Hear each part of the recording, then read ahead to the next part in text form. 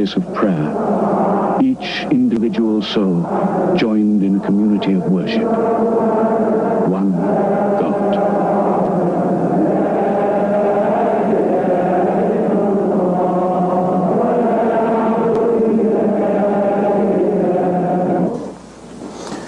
الحمد لله وأشهد أن لا إله إلا الله وحده لا شريك له. This, inshallah, will be the most important khutbah I've ever delivered so far, so please pay attention, special attention this time. I will try to repeat the important points, and I want you to bear in mind that I'm talking to you. You. Don't say he's talking to somebody else. Recently, I have come to a very important conclusion about believing in God. And this started in the Muslim Perspective issue of February 1987 with the title, Satan Believes in God. It dawned on me that throughout the Quran we are taught that the majority of believers in God are going to hell. In Surah 12, verse 103 says, most people, no matter what you do, will not believe. And then in 106, we're told that the majority of those who believe will go to hell. This is in Surah 12, verse 106. And then we read in Surah Al-Mu'minun number 23, verses 84 through 90. I'm going to quote starting at 84. Say, to whom belongs the earth and everyone in it, if you know? They will say, to God. Say, would you then take heed? Or how come you do not take heed? Say, who is the Lord of the heavens, the seven universes, the Lord with the great dominion? They will say, God. Say, how come you do not observe righteousness or do not observe God? Say, in whose hand is the kingship of everything, over everything? The one that can come to your help and does not need any help, if you know. They will say, God.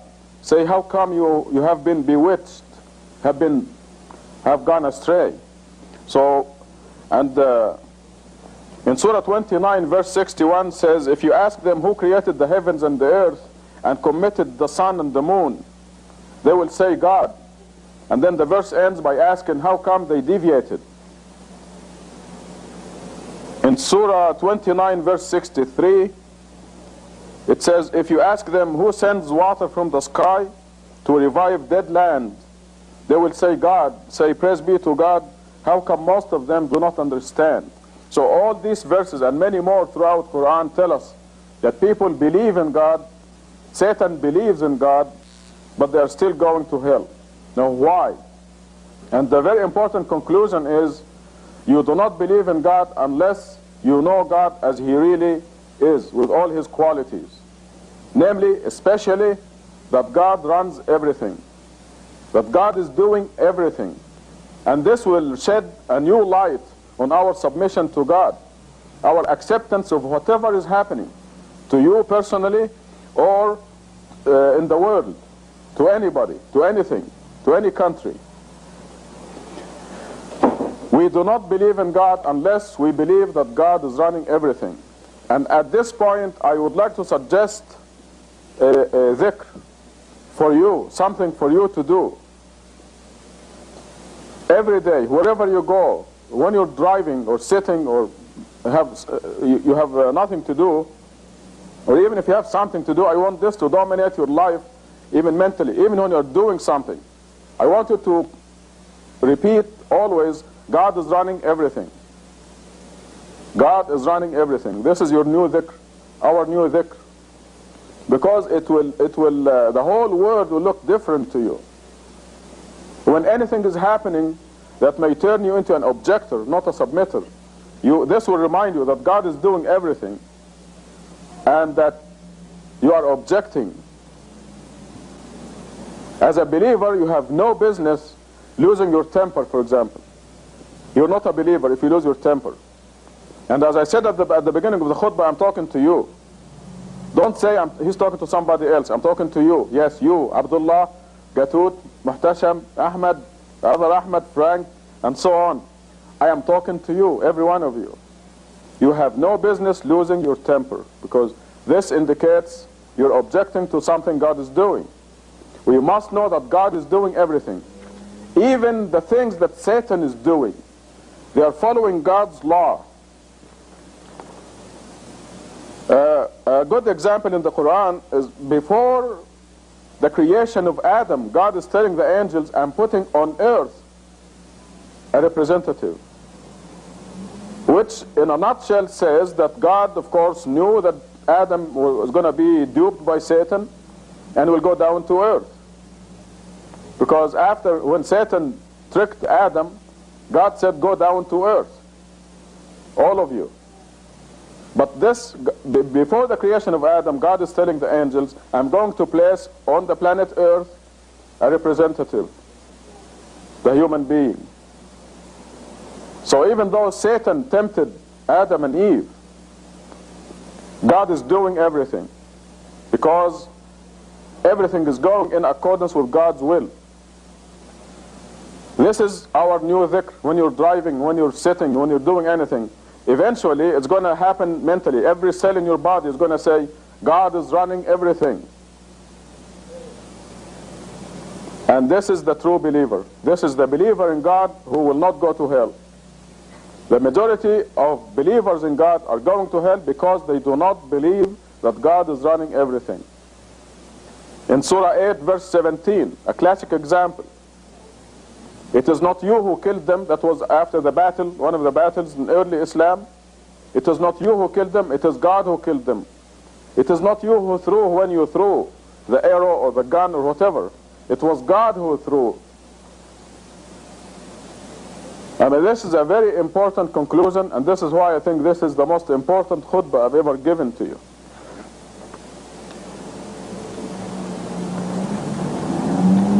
This, I made a trip recently to Egypt, and everything that happened in that trip told me that we don't do anything.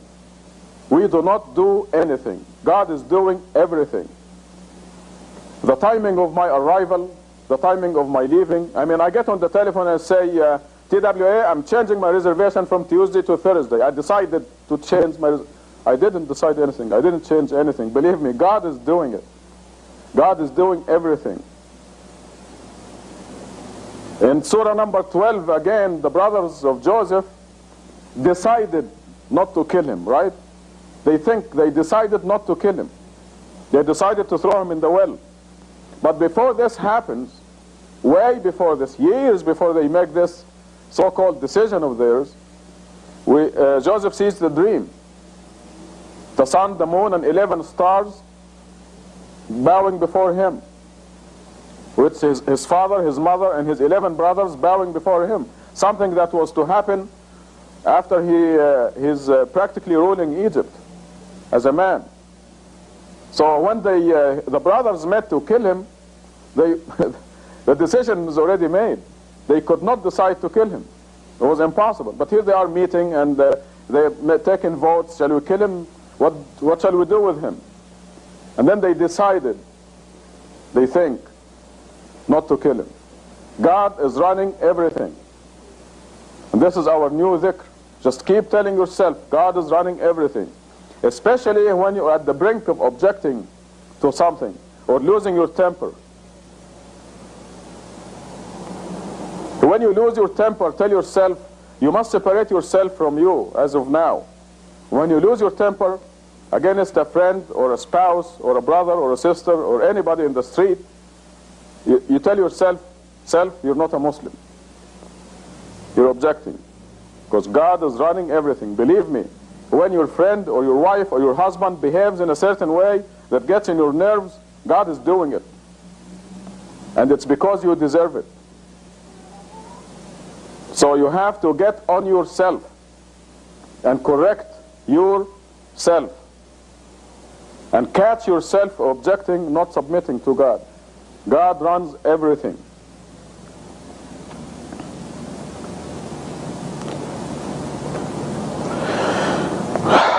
want to give you an example so you understand how God is running everything and how we have the freedom of choice. Suppose I had a temporary ability of traveling in the future, let's say for 1 week. I travel in the future and I see what happened to you, what decision you made.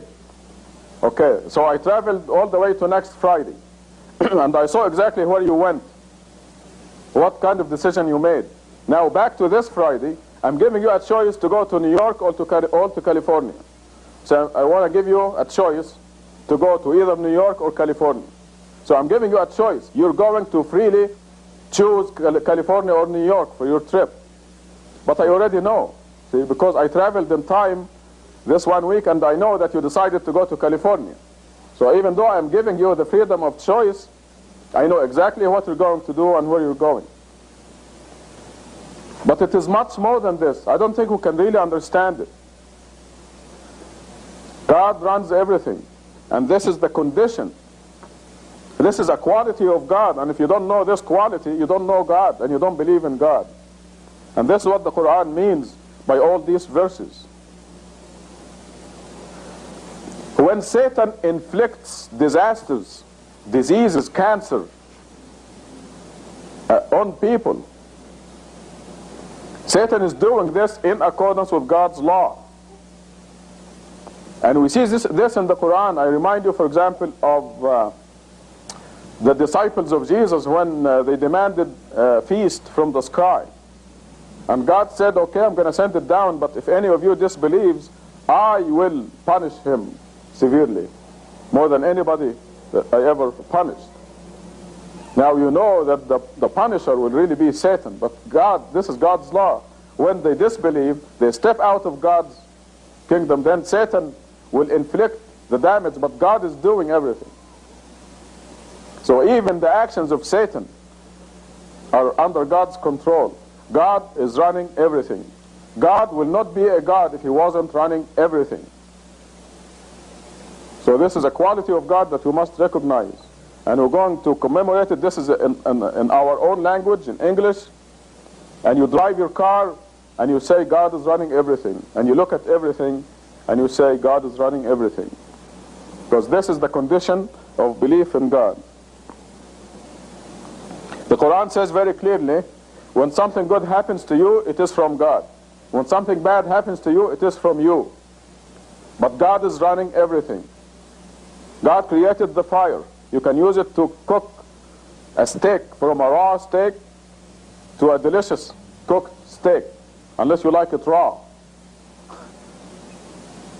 But you can also put your finger in that fire and burn your finger. So God created the fire to be in your service, but if you choose to put your finger in it and suffer, then this is from you, not from God. But it is God's law that made the fire as burning. If you put your finger in it, it burns. It's God's law. It's one of the physical laws. There are many invisible laws. Like if you disobey God, if you go drink, for example, it's exactly like putting your finger in the fire, but the punishment is not as visible. You can be sure you'll pay. It's just like that, like the fire and putting your finger in it. Alcohol and drinking it. Drugs and taking them. Adultery and committing it. All these things, there are laws that God's laws govern them. And the punishment, the physical, the fire, putting your finger in it, the punishment for God for the sins are exactly in the same way, but they're not as visible. They're just as painful, if not worse. And this explains all the problems we see in the world. The people breaking God's law and paying the price, just like putting their finger in the fire. What is our role? What do we do? God is doing everything. We do only one thing, one decision, to be with God or not. After that, God takes over. But we are absolutely free in that decision. To submit is already done. And the choice, our choice, is to willingly submit or unwillingly submit. And those people who don't believe in God out there, they are submitting to God except unwillingly. I mean, they can't control the number of beats of their heart, for example. I mean, that's one of the visible things. But God runs everything. When Reagan decides to agree with the Russians on limiting nuclear weapons, he's not deciding anything. He's just like Joseph's brothers. He thinks he's deciding to meet with the Russians, or vice versa. But God runs everything.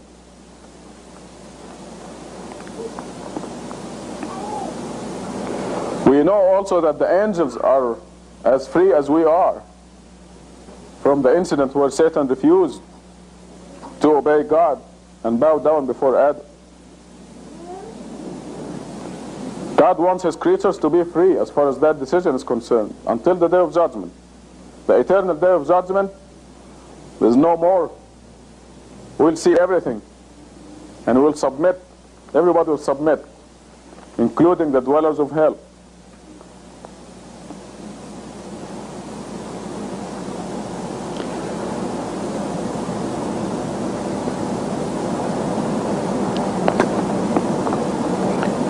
It turns out that if we believe that anybody is doing anything, this is shirk. This is idol worship. You're putting somebody who's doing something with God next to God. It negates the idea that God runs everything.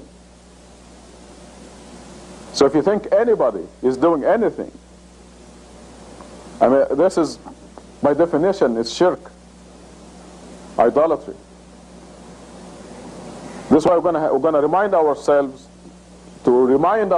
against Satan's ideas. We're going to always say, God runs everything. You're going to do it for a while and then you'll forget, like I forget. So I'm going to keep after me and after you, and I'm going to repeat that. I'm going to remind you and you remind me, and we will always continuously, until every cell in our body is declaring God is running everything. Because this, like I said, sheds a whole new light on submission, the idea of submission. And this sign out there on the wall, happiness is submission to God, is a profound sign. There's a lot more to it than meets the eye. You're going to be perfectly happy. And this dhikr, where God runs everything, is going to help you into total submission. Because anytime you start to complain or object, you're going to remind yourself, God runs everything. I'm complaining against God. I'm complaining from God is doing this, so I'm complaining. I don't like it.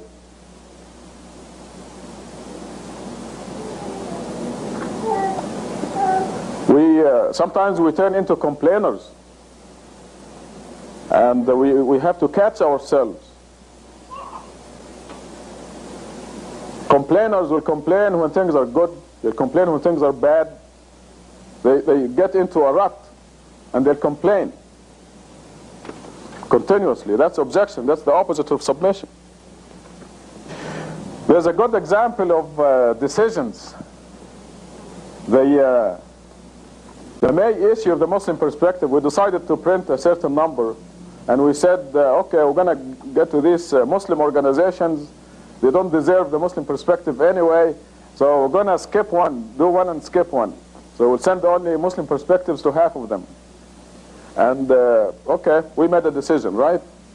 We make decisions, but God makes the decision, and God's decision prevails. So the next day, the press, they call me and they say, guess what? We made a mistake. I say, what? Should we change the page? They printed one page on the wrong side.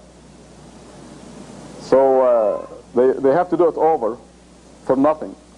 So we ended up with a large number of Muslim perspectives anyway, and we had to send the perspective to everybody. But this is an example of deciding, right? We decided to eliminate these names, but God decided, no, you're going to send it to every single one of them. God runs everything.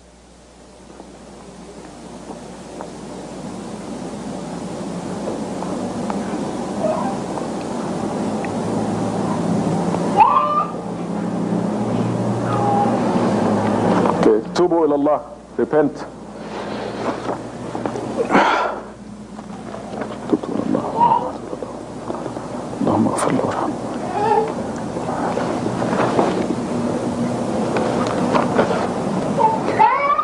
Alhamdulillah, وأشهد أن لا إله إلا الله وحده لا شريك له. I believe this dhikr is very important, very significant, and I believe it's going to help all of us. So I'm going to repeat again, impress on you that wherever you have a chance, continuously, God is running everything, God is running everything, God is running everything. Silently and loudly, and every chance you get. And eventually, like I said, every cell in your body will be pronouncing this important decision. This is the requirement to make it to heaven.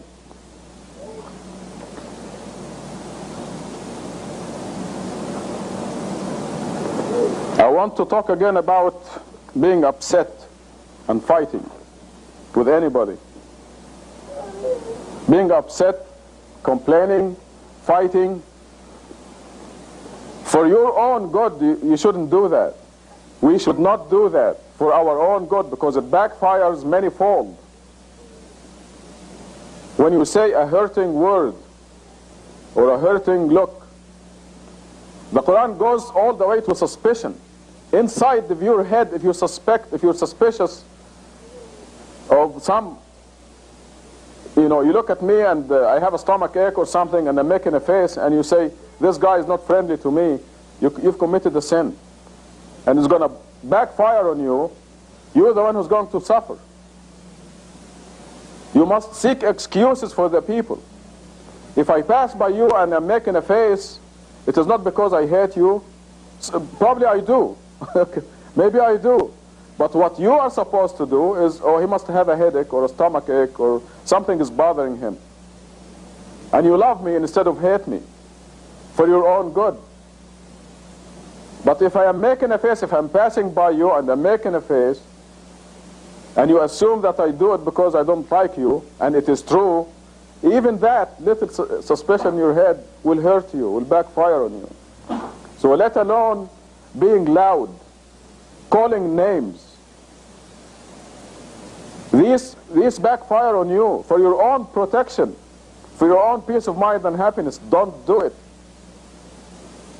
And the reason is that the mechanism of it is that it is objection. It is complaining against what God is doing. God is running everything. And if your husband or wife or your friend is behaving in a certain way, it's because of something you have done. You have to join your wife or your husband or your friend and call you names or whatever the other person is doing. You ally yourself with your enemy against yourself because it's something you have done. So God is punishing me for something I have done. I have stepped out of God's laws. And always remind yourself, God is running everything.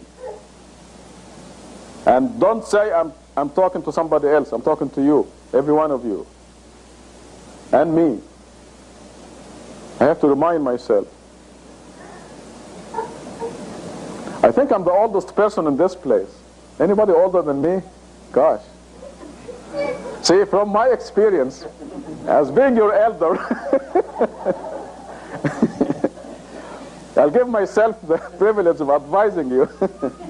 From experience, it backfires on you when you lose your temper. Happiness is submission to God. You have to make a decision right now that you will never be upset, you will never complain. Let other people complain, let them be upset, let them call you names. You take the defeated side because for your own good. Because believe me, you're a lot happier this way. And you end up victorious. There is nothing in this world that is worth being upset about. Believing that God runs everything, as you read in the Quran, equals, or is better than, is better than owning everything in this world and twice as much. If you own Manhattan and all the real estate on Manhattan, they consider you rich. So I'm not talking about Manhattan, I'm talking about all of the United States, all of Japan. If you own Hong Kong, you'll be rich with all the real estate over there. But believing in God the proper way is better than owning everything in the whole world and twice as much. Does this make you happy? It should.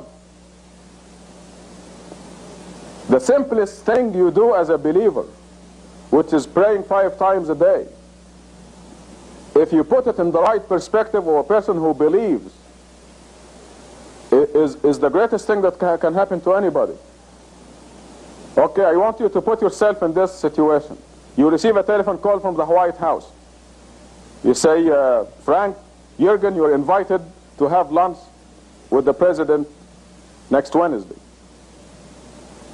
Okay, I'm going to use Frank as an example. Frank immediately will call his work. I'm not coming to work on Wednesday. And will call his friends. Guess what? I'm invited to lunch at the White House.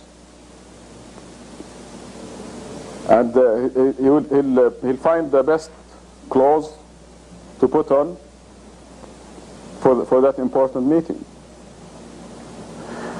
Well, 5 times a day you have an appointment with the King of Kings. If you believe that God runs everything, that God is the president of the whole world, that Reagan is a dinky servant, an insignificant creature of God,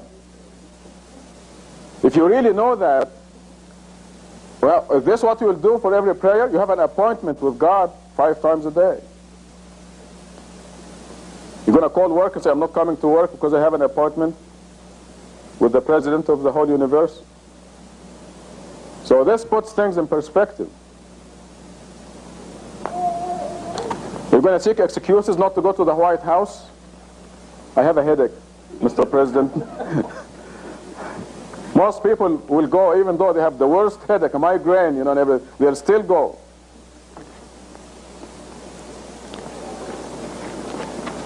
Okay, I finished the main topic, and there are 2 points that I would like to mention before I close. One of them is something that I started to do. I should have done it a long time ago. There's a statement in the Quran that says, eat and drink, but in moderation, not too much. So I started doing this after Ramadan, and it feels great not to fill your stomach too much. I mean, look at the wisdom of the Quran. Kulu washrabu wala tusrifu. Eat and drink, but in moderation, not too much. And it's a great thing. If I continued the same, I wouldn't be able to wear this suit. So I'm beginning to put on some of my clothes that I had discarded. God created in the universe. This will help us appreciate God and how He is running everything, and will induce us to make this new dhikr continuously. In the last issue of Parade magazine, Carl Sagan wrote an article about billions and billions. God created 1 billion trillion stars. Now forget the planets that go with these stars, and forget the fact that the sun is one of the dim stars. A bright star is defined as a star that is 1,000,000 times, at least 1,000,000 times as bright as our sun. So God created 1 billion trillion stars. And here there's a table from Parade that says how long it would take to count to this number. The billion trillion, or the billion trillion will have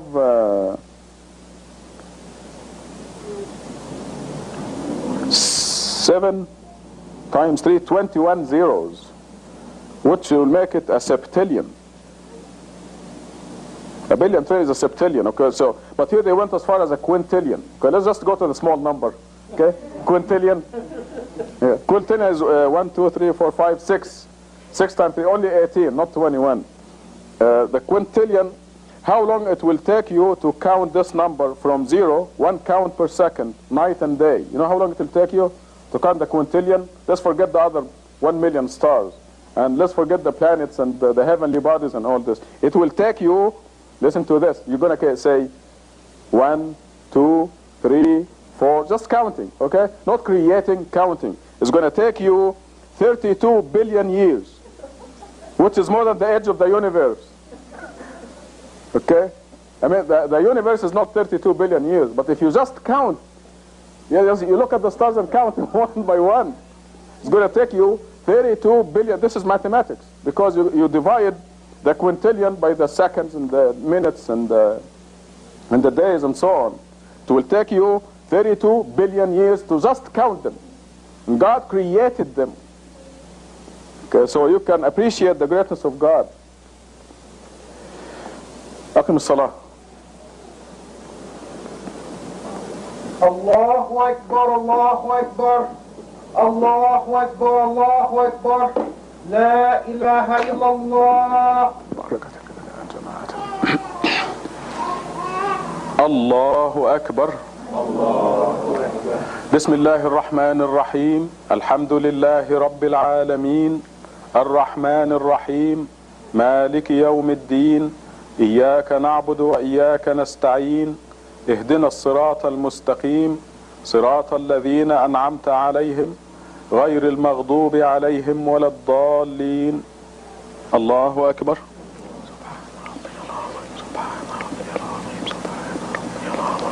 سمع الله لمن حمده.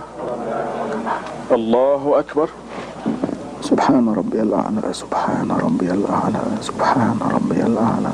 الله أكبر. الله أكبر. سبحان ربي الأعلى سبحان ربي الأعلى سبحان ربي الأعلى. الله أكبر. بسم الله الرحمن الرحيم. الحمد لله رب العالمين الرحمن الرحيم مالك يوم الدين إياك نعبد وإياك نستعين اهدنا الصراط المستقيم صراط الذين أنعمت عليهم غير المغضوب عليهم ولا الضالين. الله أكبر. سبحان ربي العظيم سبحان ربي العظيم سبحان ربي العظيم. سمع الله لمن حمده. الله أكبر. سبحان ربي الأعلى سبحان ربي الأعلى سبحان ربي الأعلى. الله أكبر. الله أكبر. سبحان ربي الأعلى سبحان ربي الأعلى سبحان ربي الأعلى. الله أكبر. أشهد أن لا إله إلا الله وحده لا شريك له. السلام عليكم. السلام عليكم ورحمة الله.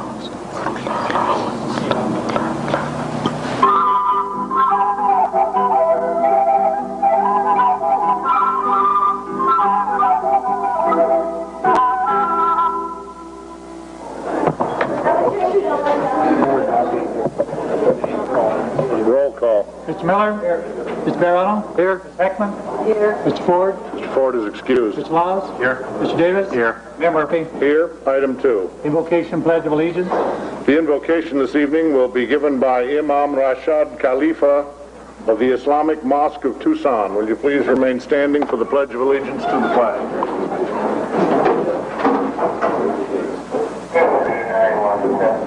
In the name of God, the most gracious, the most merciful, praise be to God, Lord of the universe, the most gracious, the most merciful, Master of the day of recompense. Only you we worship, only you we ask for help.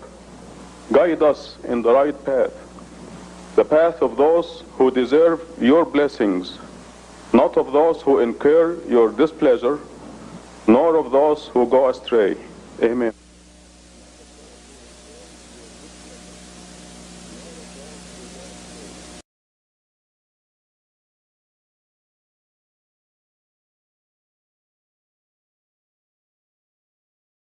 United in this place of prayer, each individual soul joined in a community of worship. One God.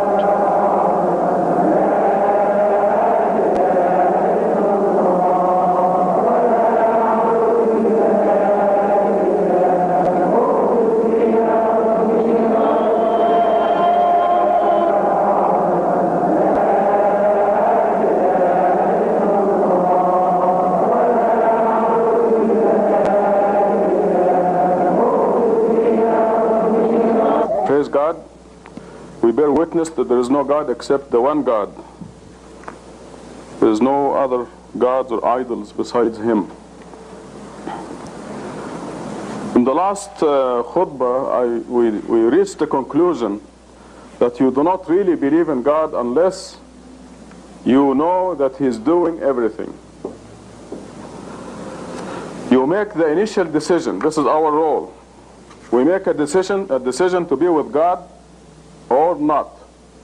And not means you be with Satan, because there's no other choice. You're either with God or with Satan. And this is the decision we have, where we have absolute freedom of choice. After that, you're either guided by God or messed up by Satan. But the ultimate doer of everything is God. And everything is happening in accordance with God's will.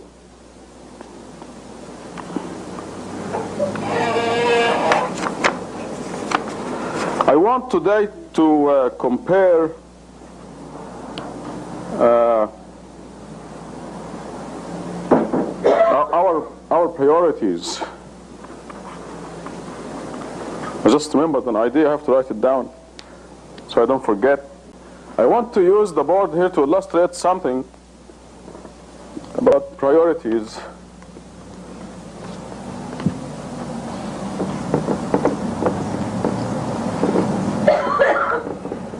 Most people do not know who they are. We recognize now the human being as consisting of two entities. Just to make it very simple, the body and the soul. Okay. The body goes on for, let's be optimistic, about 100 years. And then it dies, becomes nothing. The soul is the real person, the real you. This is the real person right here. And it goes on for eternity. The body has requirements, and the soul has requirements. The body, now what I want to compare here is what we do for this entity and what we do for this entity. For this entity, people start with the infant. The infant is given milk and nourished, given shots, painful shots, and growing pains, and teething. And then they go to school, the body goes to school. You know, you have to go to school, right? If you want to be, there's a commercial on the radio and TV now by, what is the name of that comic cat? Garfield. He said, if you want to be a fat cat, go to school. Go to college, I think he said. So you go to school and you take tests and go through the homeworks and the absence reports and chastising from the parents and the teachers and working very hard studying. You know, school is not popular with most of us.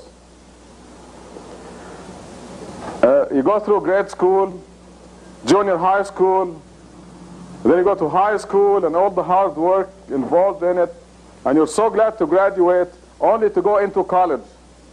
Then you're a freshman and you study very hard and work and you're very busy, you know, devoting a lot of effort and time and money to go to school. Because, why?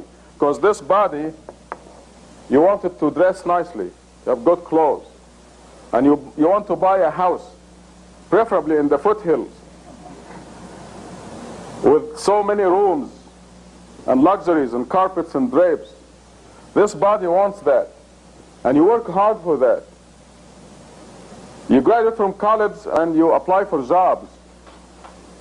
You go to the placement office and you stand in line for the interviewers, the people who interview you, and you are very polite to be interviewed. You want to be bright, you want to pretend to be bright, and you want to put on your best appearance and some sense of humor and intelligence, abilities. You know, you pretend to be perfect for the interview, and you get the job. And then you do a lousy job and you're fired. Then you're applying for other jobs and you're miserable. You know, all this is for the body, because the body wants clothes, housing, food. And we do all this work for the body. Now, what are they doing for the soul? The average person. Now, this is the real person. Now, after all this, the body dies, goes to dust, comes nothing. There was a person, this body would belong to a person called Rock Hudson. Remember that name? Rock Hudson. Okay, he died recently. This is why you still remember him. And Rock Hudson was a very successful person. Lots of money, fame, covers, magazine covers, on the front covers, TV, movies, wealth, Beverly Hills mansion. His body had a lot of fun. And he also broke God's law, as we know. And he died in humiliation. Now the real person, Rock Hudson, does exist. The real person. What did he do for this body, and what did he do for this? What did the fame and money and bring him? What was the value of the fame and the money that he accumulated? Remember George Liberace? The glitter, the suits that he was wearing, and the showmanship and the clapping, the people clapping for him, the performances he gave, and how many millions of dollars he made. But how much does he, the real person, have? At the end, the mortician was afraid to touch him because of the virus, AIDS virus. Rockefeller, any of them. So the body, people work very hard for this entity here. And what do they do for the soul? This is the question. What I'm trying to bring out is rearranging our priorities, or putting our priorities in perspective. What are we doing for the soul? What does the soul need? The soul needs worshiping God alone.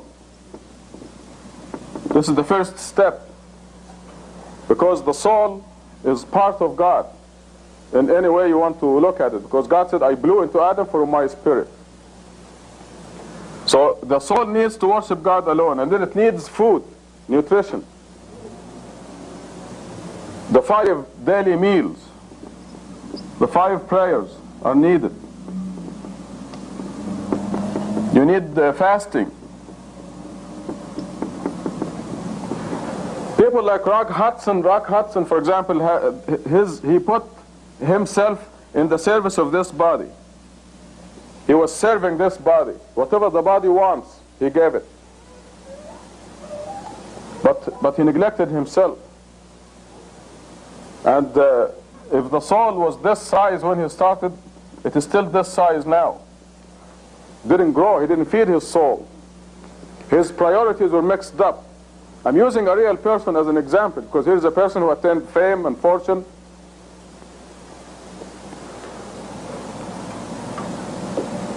The conclusion from this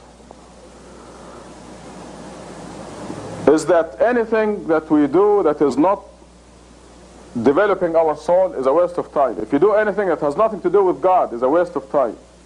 So when you wake up in the morning, until the end of the day, you ask yourself, am I doing this for God? Which is another word for feeding your soul. Because anything you do for God causes your soul to grow and develop. It is actually for yourself, for the real entity. So we have to rearrange our priorities, put them in perspective. How much of the day are you doing for the body, and how much are you doing for you?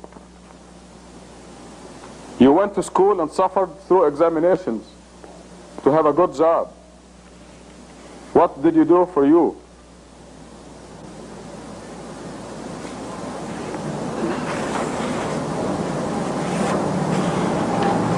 By the way, the 100 years compared to infinity is 0.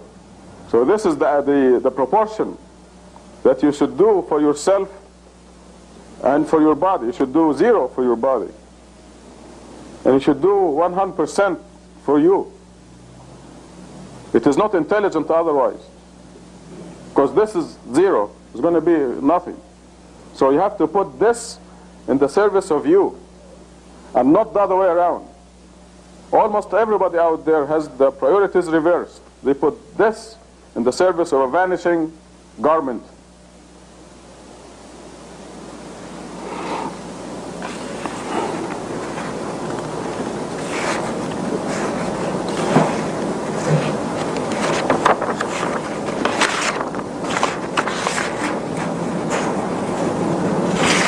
توبوا إلى الله. Repent. تبت إلى الله ورجعت إلى الله وندمت على ما فعلت. اللهم اغفر لي وارحمني وتب علي يا رب العالمين.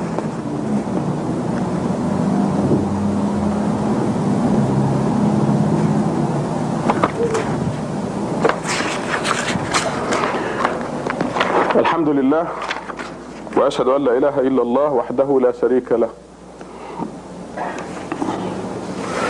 From this diagram, I want to move on to comparing the believer, a Muslim, one who submitted to God, and a regular person.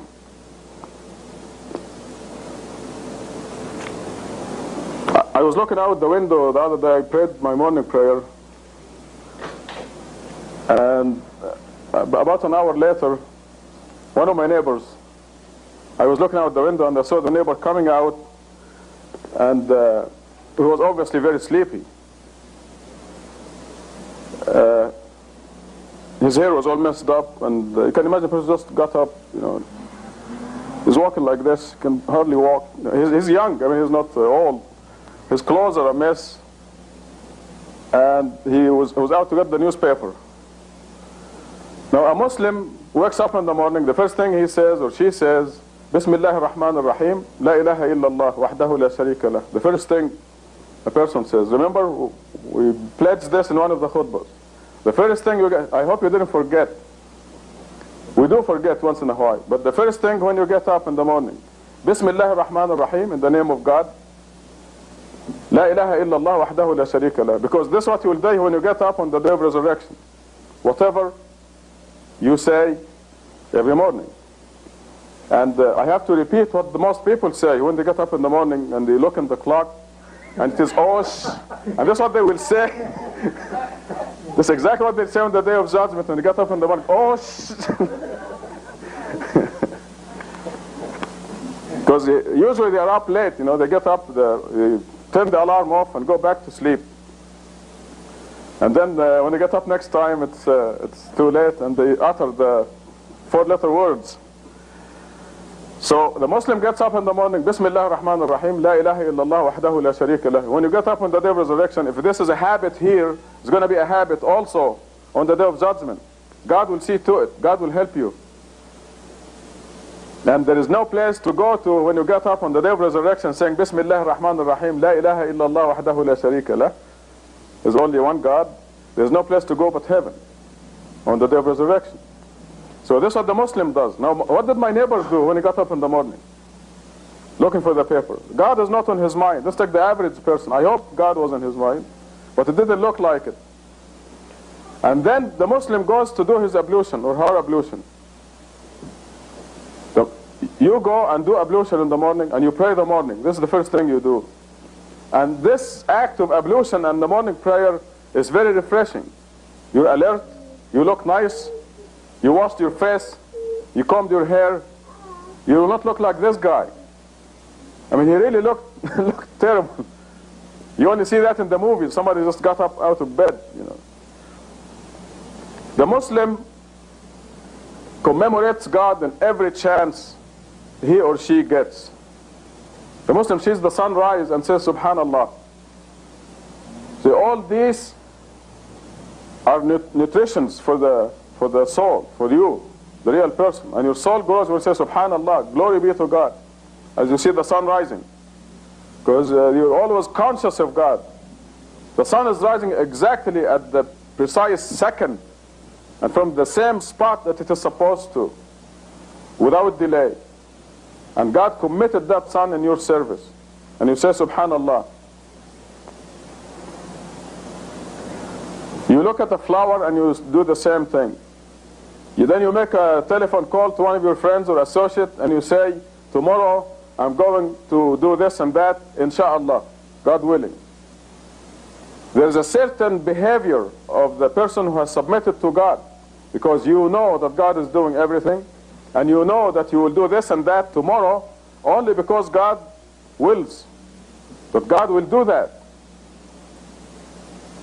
And the Quran gives you this very, very clear commandment. And then your kids get up and you admire them and you say, MashaAllah, this is God's giving to you. This is God's will that you have these children. And you thank God. Now the non-Muslim is unaware. God is not in his or her mind at all. And they are neglecting the real person, themselves, neglecting themselves. They'll be very careful to have breakfast. But they will not give breakfast to their soul. So you are living 24 hours a day, you are commemorating your Creator. And your Creator doesn't need that. God doesn't need any of our praise or our worship. We do. So you are being prepared for the eternal life, which is coming. You don't see anybody around who's 200 years old, do you? You haven't heard of anyone. It's coming, the day of resurrection. And then you'll be assigned that eternal rank, depending on the spot where you qualify, how much growth you did.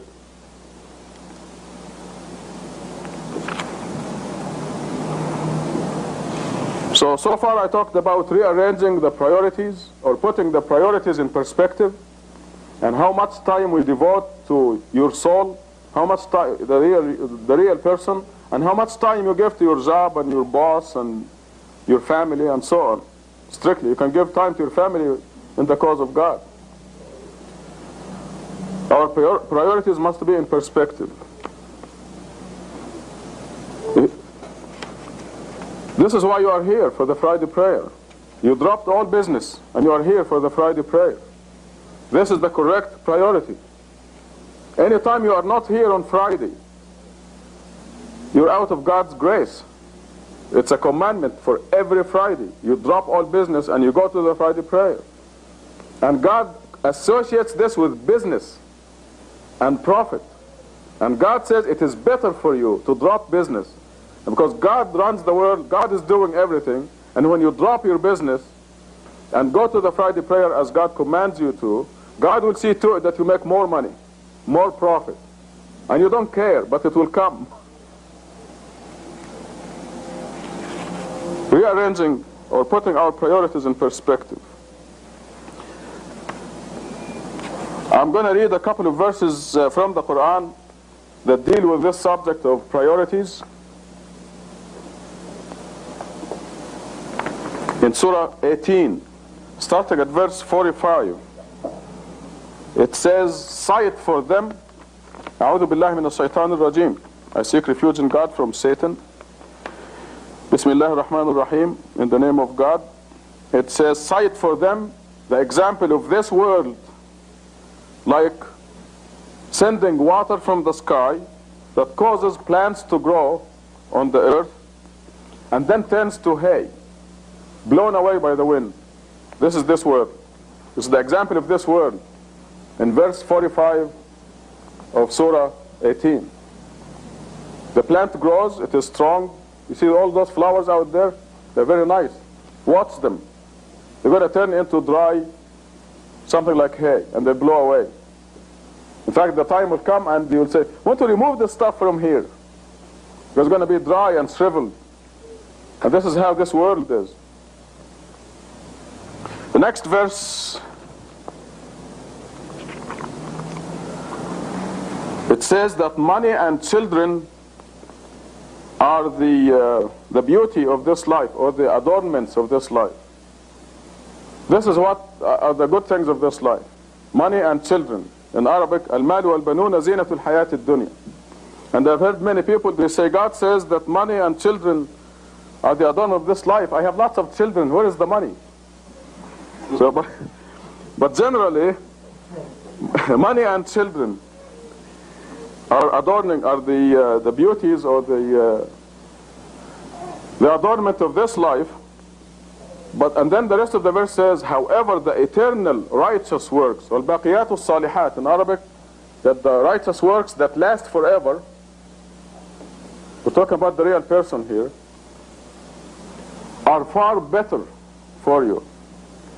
So money and children and properties in this world, they are the good things in this life. And God tells us what is better than that. Like I mentioned in the last khutbah, worshipping God alone and nourishing your real person, the Quran says, is much better than owning everything on this earth and twice as much. All the real estate in Vancouver and New York,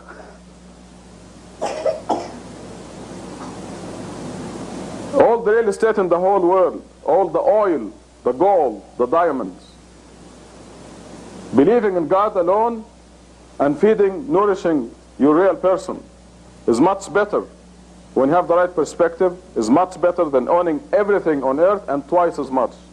So this verse 46 of Surah 18 says, money and children are the beauties or the good things of this world, but the righteous works that last forever are far better and provide better hope. وَخَيْرٌ أَمَلًا. The end of the verse is خَيْرٌ أَمَلًا. There is better hope in them.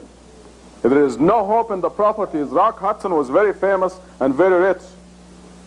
George Liberati's mansion, still you can go as a tourist and look at it, but he's not there because there is something better that he could have acquired. That is righteous works and developing his soul in order to withstand life next to God in the hereafter. If he didn't develop his soul, he will not stand being close to God. And verse 47 says, because the day will come when we remove the mountains and you see the earth barren, everything will go, and then we will gather every single one. The Arabic says, فَلَمْ نُغَادِرْ مِنْهُمْ أَحَدًا. We will not leave a single person. God says we're going to gather everybody for this reckoning. How much did you do for this vanishing garment? How much did you do for yourself? The reckoning is going to be automatic, but every single one will come to account.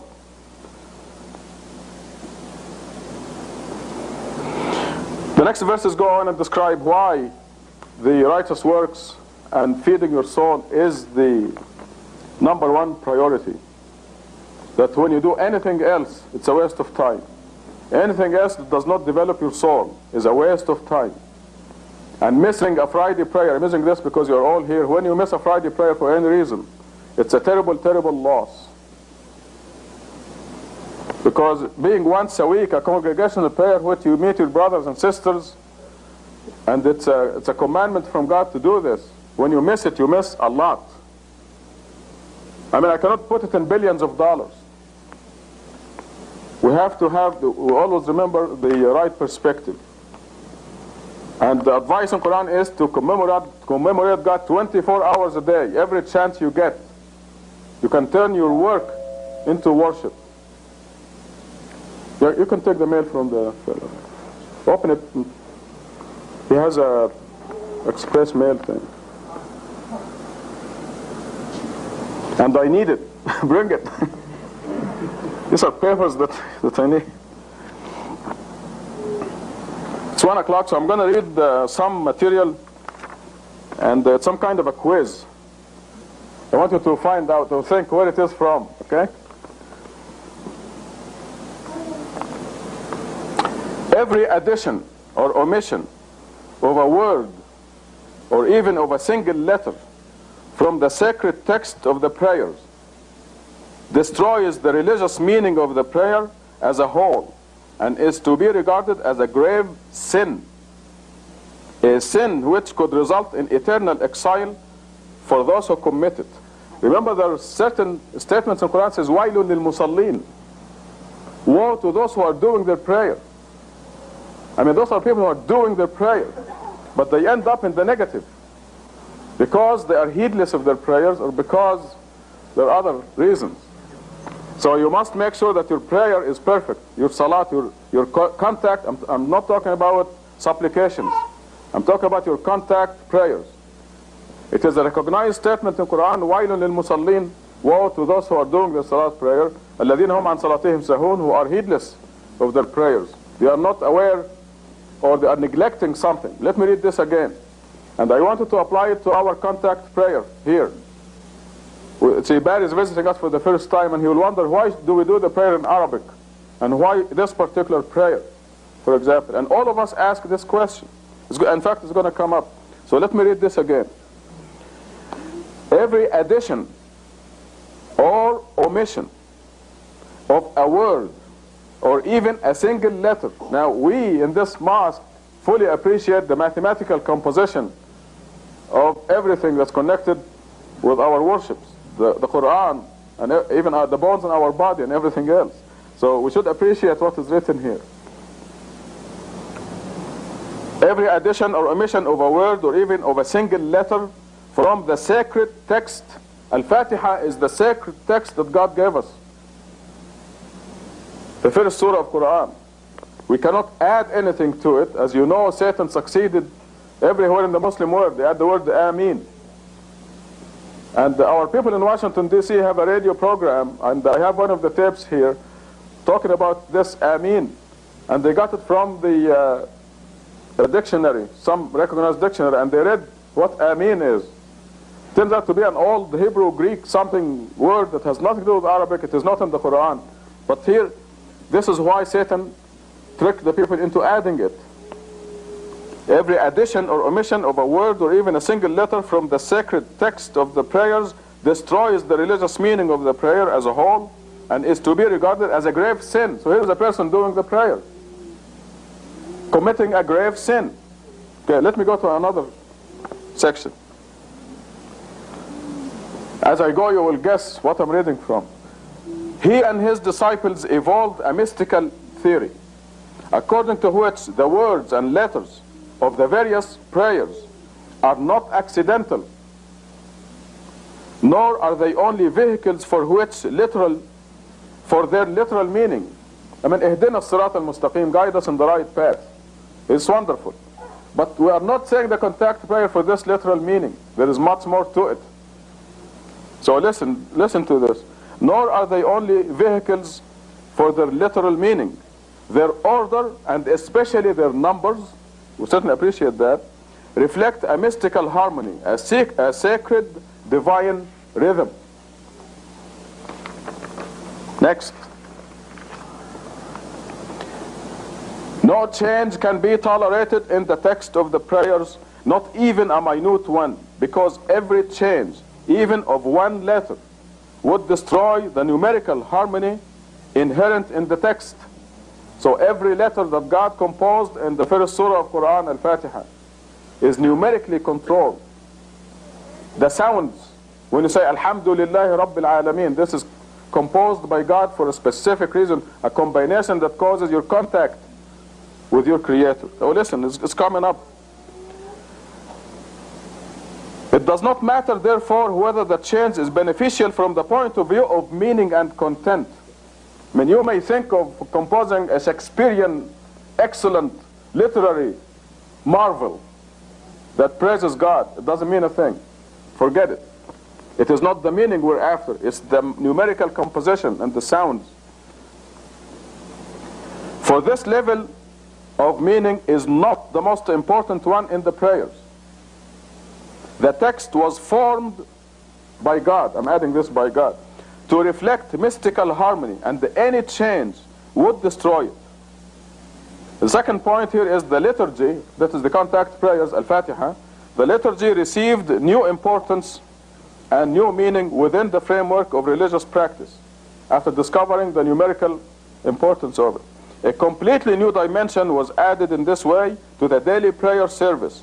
It stopped being just a reciting of requests and praises of God in ancient formulas, Arabic, for example, and became a vehicle for becoming a participant in a mystical divine harmony. The prayers suddenly received a new depth of meaning and importance, which was undreamed of in the 1,000 years that had passed since they were formulated. Next.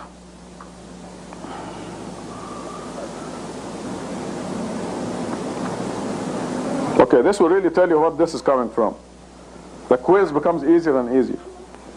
The fierce polemical tone of Rabbi Judah's criticism of the changes introduced by the Frenchmen in the prayers can therefore be explained as a result of his fear that the prayers may be regarded as completely human in origin and meaning, making them secular and meaningless in religious and mystical practices. A lot of people accuse me of being harsh with some people who are making changes in the prayers or in the Quran or in the practices of religion. But there is a precedent. It is fear for these people, and it is concern for them. According to him, even if the content and meaning of the prayer is religious, expressing love and devotion to God, it still will be just, quote, a secular song like that of the non-Jews, if it does not have the added mystical dimension of hidden truth, which cannot be revealed by the literal meaning of the words alone. In his polemic, Rabbi Judah does not defend only the specific tradition of prayer which he received from his parents and teachers. He also defends prayer as an elevating force, forming a salat, a connection between man and God, a connection that no mere words can achieve. So it's not just the words, there's a numerical mysticism in it. And the last section, all God-fearing people, when they pray, have to direct their prayers. When they say, blessed is God, alhamdulillah, when they say, quote unquote, blessed is God, and when they kneel before him and thank him and direct their prayers in their hearts only to his holiness alone, within which is his glory and which has neither form nor image. We direct it to God alone. أقم الصلاة.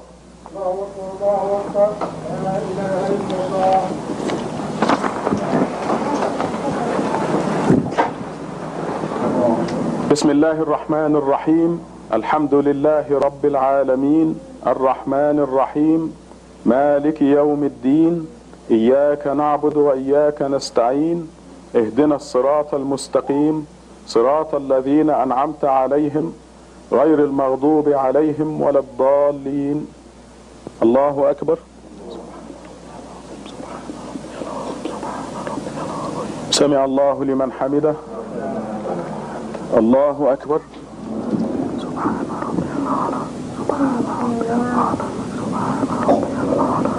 الله أكبر. الله أكبر.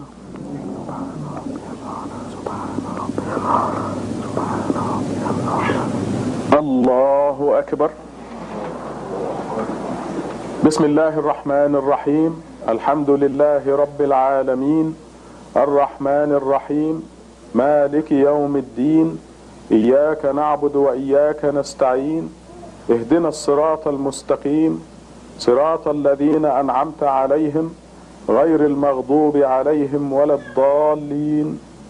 الله أكبر.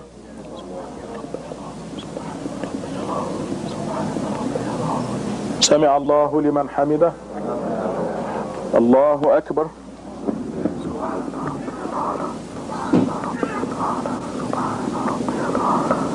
الله أكبر. الله أكبر.